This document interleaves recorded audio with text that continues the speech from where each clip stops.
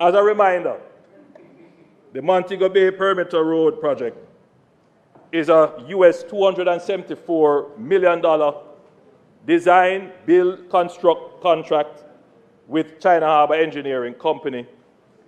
The project scope includes design and construction of the Montego Bay Bypass Road, 15.1 kilometers of roadway, the Barnett Street, West Green Avenue Road rehabilitation and expansion works, the design and construction of the Long Hill Bypass to reduce traffic congestion, and that is 10.5 kilometers of roadway, and a comprehensive drainage study of the Montego Bay Bypass area.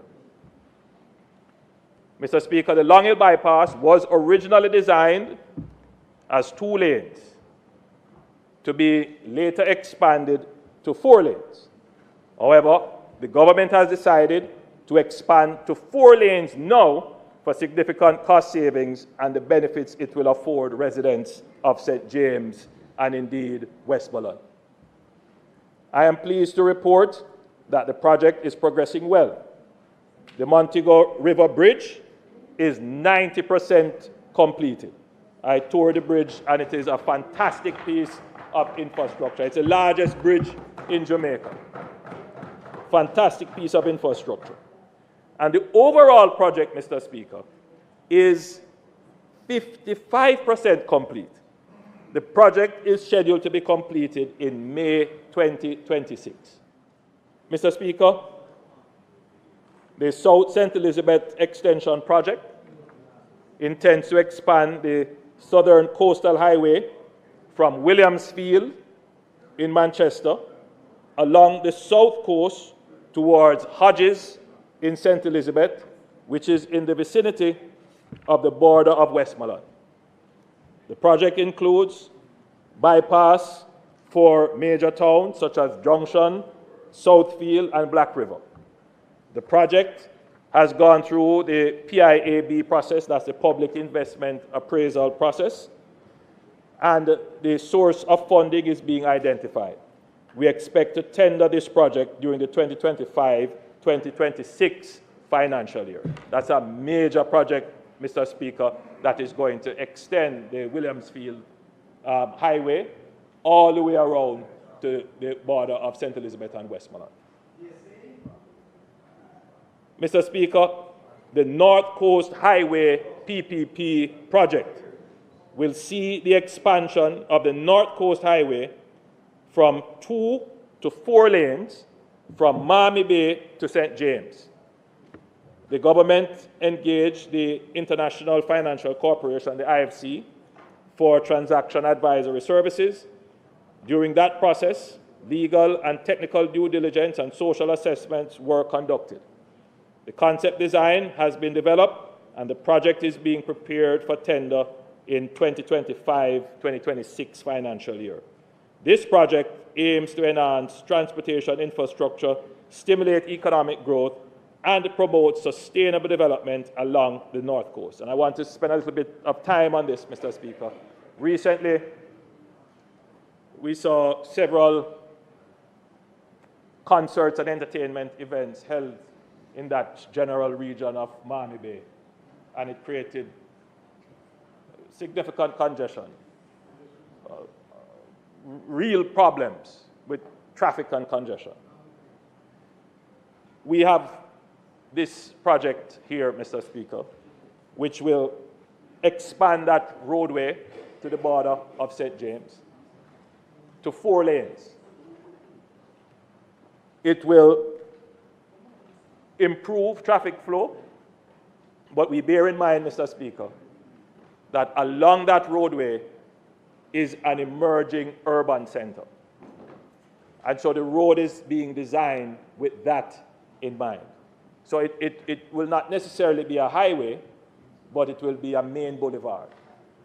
But it will be designed in some places with grade separated interchanges and overpass so that there is not much interference with egress and entry onto the road. So that will give significant relief to the commuting public, and we will start that project. The intention is to begin that project in the next financial year. We're also looking to develop, Mr. Speaker, the St. Anne's Bay project, which is the St. Anne's Bay bypass.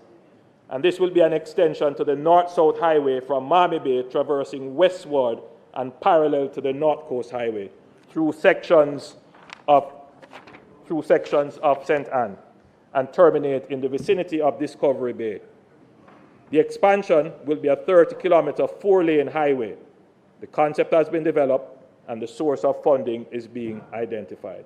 So on that corridor, you will have a main boulevard which will carry traffic from the exit of the current North-South Highway in the Miami Bay vicinity all along. So that will be a very well-developed corridor. But we will also extend the current North-South Highway with a parallel highway. And so persons heading to St. James would not have to drive through Miami Bay. They could go straight on the highway and head into Montego Bay, because the intention is to develop that corridor into the new urban center. And it is not that the government is doing it in a sense, Mr. Speaker, it is that it has its own energy, and persons have already started to develop along the corridor. And so we bear that in mind as we develop the road. That is going to be the boulevard through a main urban center. So, Mr. Speaker, yes, there are challenges with roads. And I hope that today I've been able to put those challenges into the proper context and perspective. We take responsibility for the roads of Jamaica. We have to do that by ensuring that we have the financing to do it, that we follow the regulatory and compliance requirements to do it, and that we do it efficiently and equitably for the people of Jamaica. Balancing all of those are not simple tasks, but this government has done it very well with the challenges of climate and other shocks for which we have no control over. But by building resilience in our government, by ensuring that we manage the economy well, that we can set aside buffers in our budget, that for the first time we have a disaster fund, that we have for the first time a catastrophe bond. Jamaica is the first to do that in this region.